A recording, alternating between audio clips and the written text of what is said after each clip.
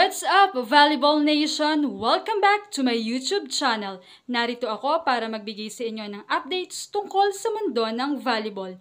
Pero bago yan, don't forget to subscribe and hit the notification bell para updated ka sa aking mga videos. Katatapos nga lamang ng PVL Second All-Filipino Conference ay marami na agad ang naging pasabog sa volleyball world dito sa Pinas.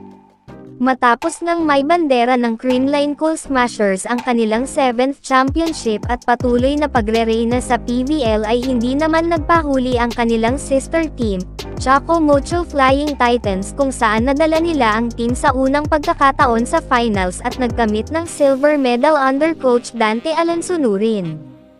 Samantala ay hindi pa nga natatapos noon ang PVL season ay malungkot naman na balita ang inihatid ng F2 Logistics Management kung saan ay tuluyan ng mawawala ang Team F2, kaya naman maraming fans ang nalungkot dahil ang mga kinagiznan nilang F2 girls ay magkakawatak-watek na.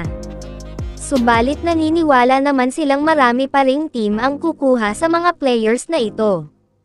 At nito nga lamang ay ginulat ni Miss Everywhere Don Macandili katindig ang volleyball fans nang mag-sign na ito sa Signal Head Spikers, ang bronze medalist ng PVL Second All-Filipino Conference. Masaya mga fans dahil tiyak daw ay malaki ang maitutulong nito sa team, lalo't higit veterano na rin ang mga makakasama nito. Kaya naman sa pagdating ni Don ay umaapaw sa libero ang Signal HD Spikers. Ang tanong na lamang ay ibababad kaya si Don Macandili o salitan sila Jack bilang receiver at digger. Samantala ay waiting naman ang fans kung saang team pa mapupunta ang ibang F2 players.